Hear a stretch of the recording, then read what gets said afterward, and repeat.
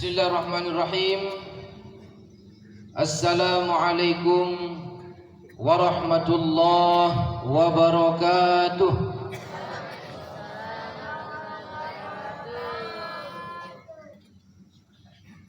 Alhamdulillah, wassalatu wassalamu ala rasulillah Sayyidina Muhammad Abdillah wa ala alihi wa sahbihi wa man walah wa man tabi'a huda ila yaumi liqa'illah. Asyhadu an la ilaha illallah wahdahu la syarika lah wa asyhadu anna sayyidana wa nabiyyana Muhammadan abduhu wa rasuluhu la nabiyya ba'dah. Subhanaka la ilma lana illa ma 'allamtana innaka antal alimul hakim. Wala haula wala quwata illa billahil aliyil azim. Radina billahi rabbah wa bil islami dinah wa bi Muhammadin sallallahu alaihi wasallam nabiyyan wa rasulah. Rabbi israh li sadri wa yassir li amri wahlul 'uqdatam min lisani yafqahu qawli, amma ba'du. Pertama-tama dan paling utama, puji dan syukur sama-sama kita panjatkan kehadirat Allah atas kesempatan kesehatan yang telah dikaruniakan kepada kita, sehingga alhamdulillah pada malam hari ini di tempat yang mudah-mudahan diberkahi oleh Allah ini, kita semua dikumpulkan dalam keadaan sehat walafiat, dan setiap langkah kaki kita bernilai ibadah di sisi Allah Subhanahu wa ta'ala. Kedua kalinya salawat beriring salam sama-sama kita haturkan atas keharibaan alam junjungan kita baginda Nabiullah Muhammad sallallahu alaihi wasallam, dengan sama-sama membaca Allahumma salli ala sayyidina Muhammad wa ala ali sayyidina Muhammad, dengan harapan mudah-mudahan berkat bacaan salawat kita ini kita termasuk ke dalam golongan umat beliau yang akan memperoleh syafaatnya kelak di yaumil qiyamah. Amin Allahumma. Bapak Ibu saudara hadirin yang dimuliakan Allah, hadirnya kita di majelis ini yang pertama ialah tentu sebagaimana yang sudah disampaikan oleh MC tadi, dalam rangka untuk memperingati haul Sidi Syekh Abdul Qadir Al-Jilani qaddasallahu sirrahu. Mudah-mudahan kita memperoleh berkah ilmu beliau. Yang kedua kalinya, tentu hadirnya kita di tempat ini adalah juga untuk sama-sama memperingati 11 tahun meninggalnya guru kita, orang tua kita, atau istilah lain manusia yang lisannya menjadi wasilah sampainya ilmu Allah kepada kita, untuk mengingatkan kita kepada bai'ah yang sudah sempat kita terima dari beliau bagi yang alhamdulillah sudah sempat menerimanya. Bagi yang belum sempat menerima, kita mohon kepada Allah mudah-mudahan ada manusia yang dipilih menjadi wasilah sampainya ilmu Allah itu kepada kita.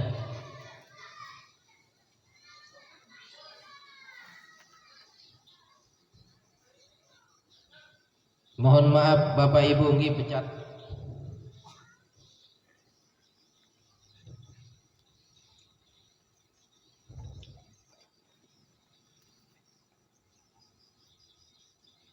Pecat tasik tiang yang ngetua ya itu.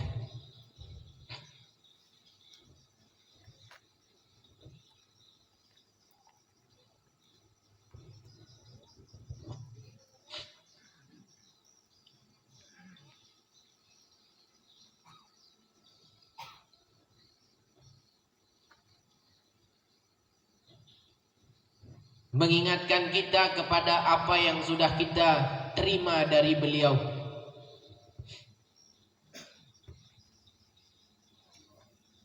Namun demikian, izinkan tiang untuk memulainya dengan satu ungkapan atau perkataan dari Sidi Syekh Abdul Qadir Al-Jilani Qaddasallahu sirrahu,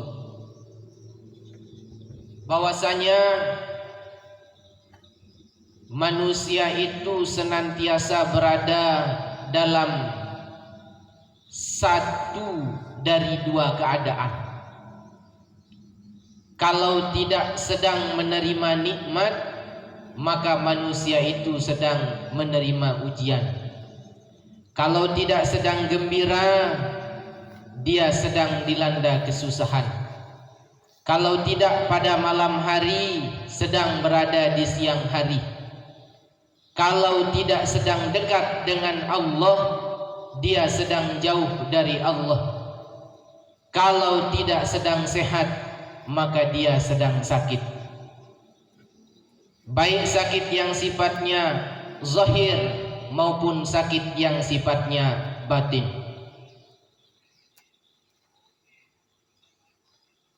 Kalau penyakit yang sifatnya zahir saja sudah mampu memaksa kita untuk bergegas mencari obat untuk menyembuhkan penyakit zahir kita, maka sudahlah sepantasnya kita juga bergegas untuk mencari obat bagi penyakit batin kita. Sudahlah sepantasnya kita bergegas mencari obat bagi penyakit batiniah kita. Oleh karena itu, izinkan tiang bertanya, mungkin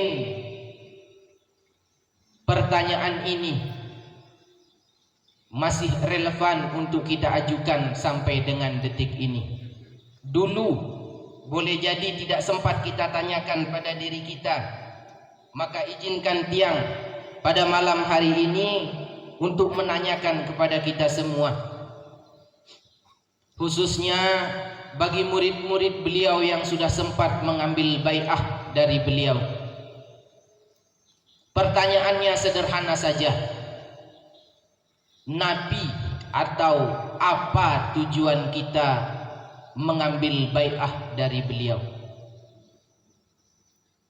Apa tujuan kita berthariqah? Ini yang perlu jelas dulu, supaya tidak sampai kita ikut-ikutan jadi pak turut, jadi ibu turut. Sebab ikut-ikutan, ya nurut-nurutan, sekedar milu-miluan. Oleh karena itu, coba tanyakan pada diri kita, meski mungkin sekali lagi pertanyaan ini belum sempat dulu kita ajukan, Nabi atau apa tujuan kita mengambil bai'ah dari beliau, atau sederhananya apa tujuan kita berthariqah. Seperti yang sudah saya sampaikan sebelumnya, bahwa kalau penyakit zahiriyah itu mampu memaksa kita untuk bergegas mencari obatnya, maka sudahlah sepantasnya penyakit batin kita juga segera kita obati agar sembuh dari segala macam bentuk penyakit. Baginda Muhammad sallallahu alaihi wasallam mengisyaratkan melalui sabda beliau yang mana dikatakan bahwa adzikru syifaul qulub. Zikir itu adalah obat bagi hati yang sedang sakit. Zikir itu adalah obat bagi hati yang sedang sakit.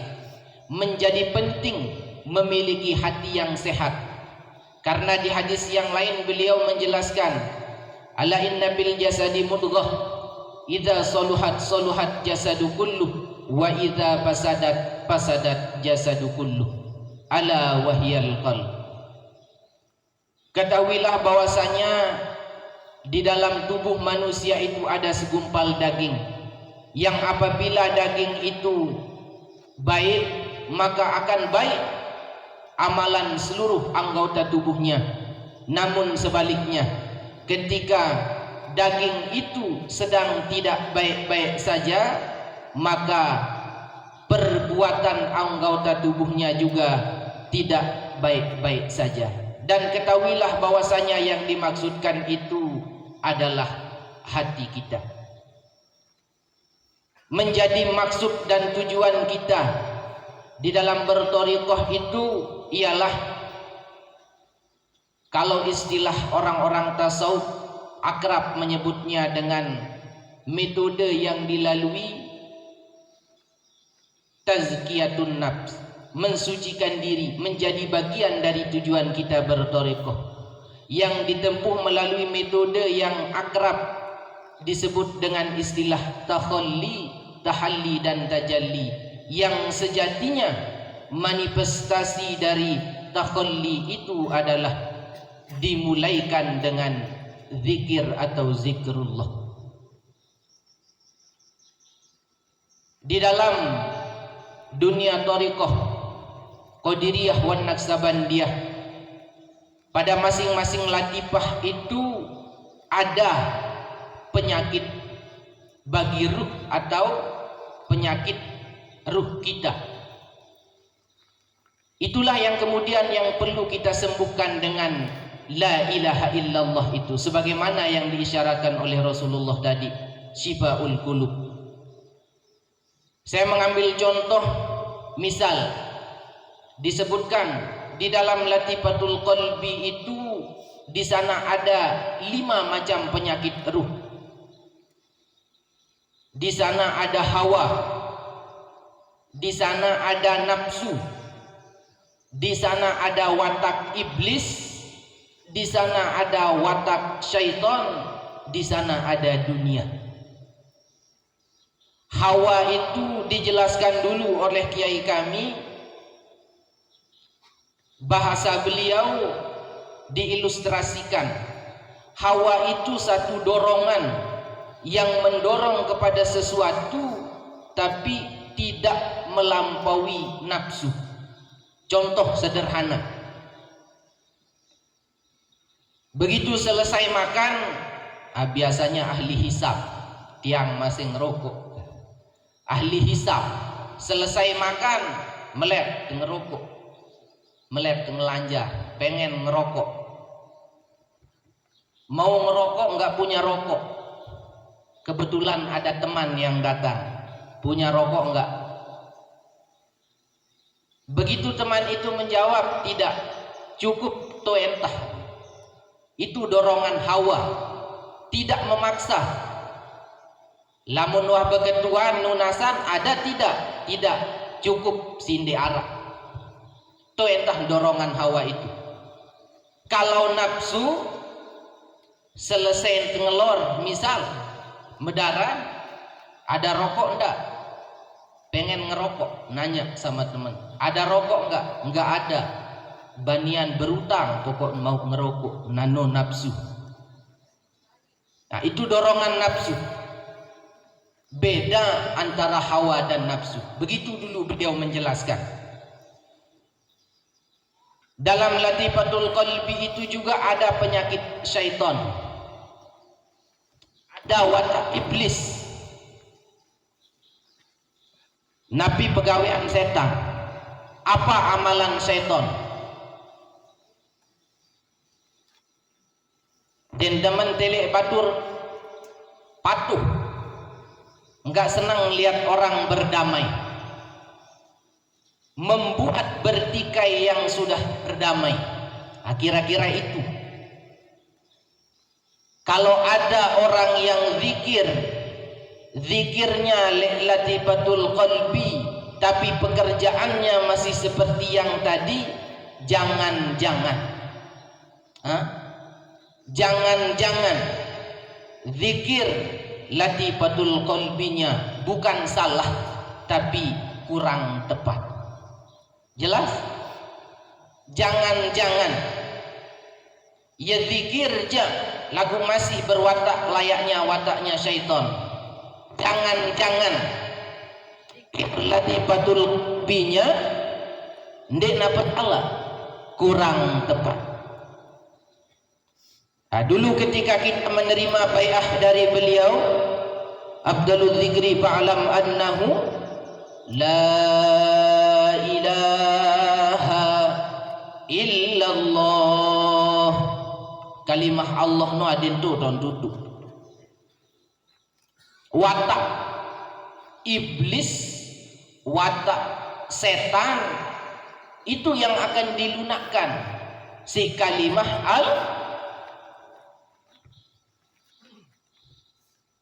jelas. Watak iblis, watak syaitan itu yang akan kita lembutkan, itu yang akan dilunakkan, itu yang akan ditaklukkan dengan kalimah la ilaha.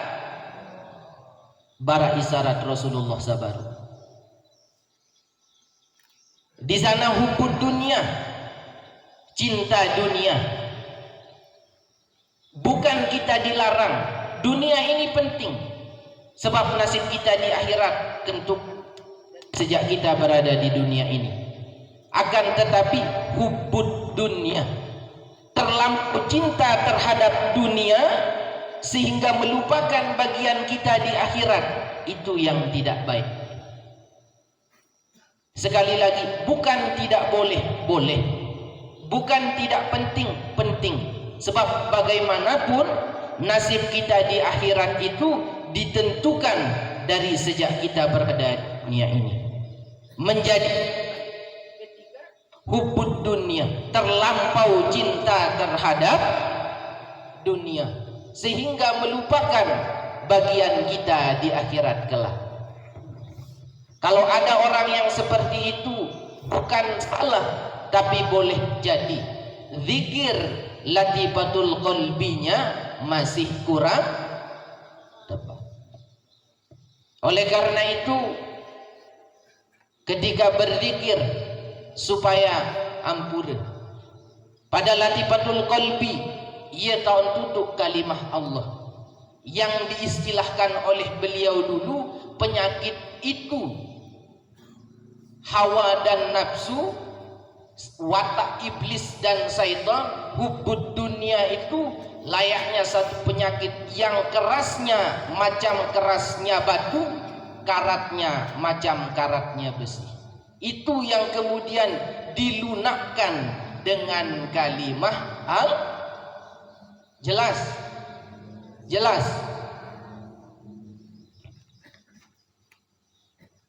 Demikian halnya dengan latifatur ruh.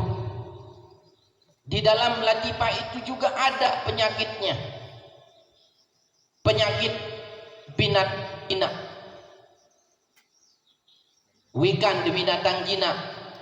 Tahu binatang jinak? Tahu? Halo? Tahu binatang jinak? Ya isah. Binatang jinak. Napi pegawaian mangan ngenem, tinduk tedem, besenine besemamu, enggak luntuh.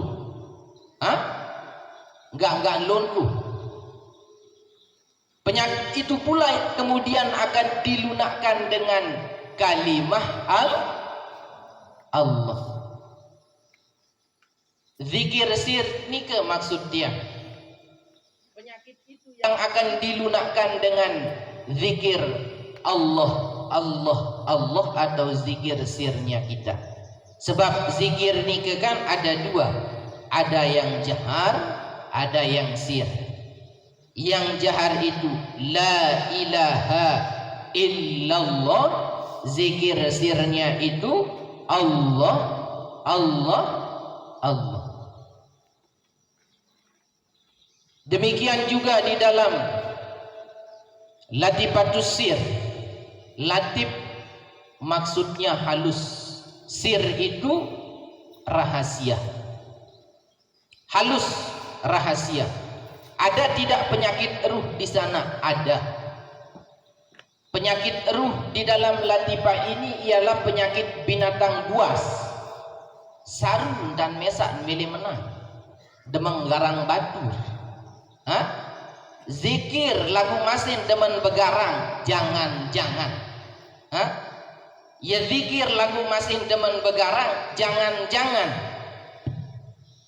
Zikir latifatus sirnya itu bukan salah, tapi masih kurang tepat. Bidikannya yang tidak tepat. Arak ja ilmun lagu din paham maksud. Penyakit itulah yang akan dilunakkan, penyakit itulah yang akan dijinakkan oleh zikir yang ada dalam latifatus sir. Ampun sangkah demen begarang maksud. Kan tahu watak binatang buas. Dan demen delik dengan mecu. Lamun arak batur punya makanan, mentang-mentang ia paling kuat, milin mesaan mau. Itu binatang buas. Demikian pada latifah yang selanjutnya atau latifah yang keempat. Latif maksudnya halus, khafi, tersembunyi. Ada tidak penyakit yang ada dalam latifah ini? Ada. Penyakitnya itu ialah penyakit hasad, dengki. Zikir lagu masih hasad. Ya zikir tapi masih punya watak dengki. Jangan seperti yang tadi. Zikir pada latifatul khafi itu masih kurang. Demikian pada latifah yang selanjutnya. Ada tidak penyakit? Ada. Apa penyakit ruh yang ada dalam latifah yang selanjutnya itu? Ujub, riya, melin tetelik-telik, lamun arak badur. Kalau ada orang yang sedang memperhatikan, Masya Allah, solatnya luar biasa, apik caren takbir, solat calen ruku, bagus caranya sujud. Tapi nanti ketika dalam keadaan sendiri, barak manok notok karingan, totok pokon sehari, riak, pengen dilihat-lihat. Takabur juga ada di dalam latifah itu. Sum'ah, pengen didengar-dengar kebaikannya. Itu penyakit yang ada di dalam latifah yang kelima. Demikian dengan latifah yang keenam, tulul amal, panjang angan-angan, niat demen berhayal, malas bekerja, demen menghayal. Dan yang terakhir di sana sifat malas. Nah, penyakit-penyakit inilah yang sejatinya yang akan dilunakkan. Penyakit-penyakit inilah yang sejatinya yang akan ditundukkan. Dia tahu telangan aja. Sebab menjadi sunnatullah, manusia itu diciptakan beduin nafsu. Yang bisa kita lakukan ialah menundukkan hawa nafsu. Agar jangan sampai kemudian kita yang dikendalikan oleh hawa nafsu, akan tetapi kitalah yang mengendalikan hawa nafsu. Nah, penyakit-penyakit itulah sekali lagi yang akan kita tundukkan pada masing-masing latifah dengan berzikir, baik zikir itu zikir jaharnya maupun zikirnya itu zikir sirnya. Jelas? Jelas ya? Jelas.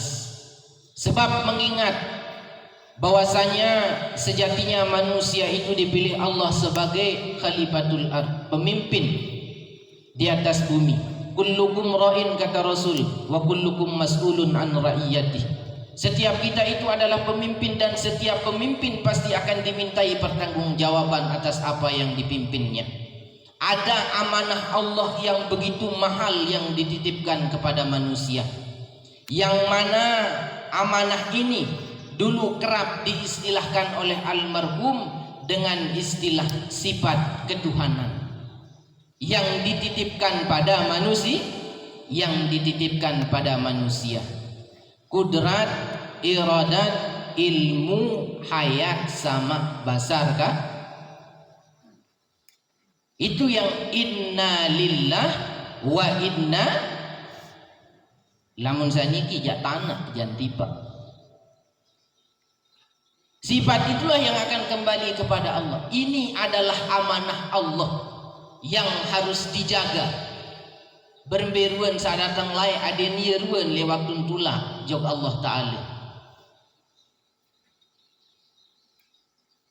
Yang menjadikan manusia itu berpotensi untuk kemudian berkhianat terhadap amanah ini karena adanya sifat iradah, kemilik, kehendak. Kita sebagai manusia diberi kebebasan kehendak oleh Allah meski memang dalam skala yang terbatas. Ada kehendak itu pada diri kita sebagai manusia. Nah, hal inilah yang kemudian menjadi potensi manusia itu berkhianat terhadap amanah Allah. Sehingga berkata orang-orang ahli tasawuf itu, manusia itu diberi oleh Allah kebebasan kehendak, akan tetapi sudah semestinya manusia itu mampu berlaku layaknya orang yang tidak memiliki kebebasan kehendak. Maksudnya tidak memiliki kebebasan kehendak pada perbuatan-perbuatan yang tidak sejalan dengan perintah Allah. Bisikan yang ada pada masing-masing latifah itu berpotensi kemudian akan diperturutkan oleh jiwa manusia itu. Tapi ketika mampu ditaklukkan dengan zikirnya, maka insya Allah, ketika mampu ditaklukkan dengan zikirnya, maka insya Allah manusia itu betul-betul menjadi hamba Allah, zahiran wa batinan insya Allah. Karena seperti yang tadi, tazkiyatun nafs menjadi tujuan dari kita bertasawuf, mendekatkan diri kita kepada Allah Subhanahu wa ta'ala, yang kita ikhtiarkan dengan apa yang sudah kita sampaikan sebelumnya. Sebab sadar atau tidak, sejatinya ketika manusia itu berbuat atau melakukan satu perbuatan yang tidak sejalan dengan perintah Allah, maka sejatinya manusia itu sedang bergerak menjauhi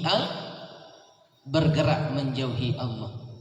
Tapi ketika manusia itu melakukan perbuatan yang sejalan dengan perintah Allah, sejatinya manusia itu sedang bergerak mendekati Maka terkadang ini separuh laun, wah merasa jauh, kadang merasa rapat. Ini ibarat nikah, kadang merasa jauh, di lain waktu merasa dekat. Karena itu tadi, sadar atau tidak, ketika manusia itu bergerak menjauhi Allah dengan cara melakukan perbuatan-perbuatan yang tidak sejalan dengan perintah Allah, maka jangan heran ketika manusia itu tidak mampu merasakan kehadiran padahal bikulli syai'im muhit, atas segala sesuatunya maha meliputi. Di ayat yang lain Allah katakan, wa idza sa'alaka ibadi anni fa inni qarib. Lagu dia mampu merasakan. Apa sebabnya? Karena itu tadi, kita yang bergerak menjauhi Allah dengan melakukan perbuatan-perbuatan yang tidak sejalan dengan perintah jelas nggih. Maka dari itu kita ikhtiarkan makin sampun napiaran wikana, sama-sama kita pahami tujuannya sudah jelas, ikhtiar kita sudah jelas. Oleh karena itu mudah-mudahan berkat apa yang sudah kita pahami ini semakin nikmat kita berzikir kepada Allah. Sebab orang yang berthariqah niki ngentek den apa ngentek den narakeun lagu para isi tiang saban, ada maksud dan tujuan. Paham akan maksud dan tujuan ini mudah-mudahan mampu menambah kenikmatan kita dalam berzikir kepada Allah Subhanahu wa taala. Setengah jam ngaji niki Pak nggih. Lebih malahan. Ada saudara-saudara tiang, bapak-bapak tiang yang dari daerah yang cukup jauh, jangan napiaran menginap atau jangan kembali, belum ada yang konfirmasi informasinya niki, khawatir tiang bares ngonek lalu kasihan Saleman jauh nggih. Oleh karena itu di akhir penyampaian tiang niki sebagai manusia biasa, tiang memohon maaf yang sebesar-besarnya apabila ada salah kata. Sebagai manusia biasa, tiang tunas maaf dan mudah-mudahan bisa dimaafkan. Maafkan Pak nggih. Terakhir, mudah-mudahan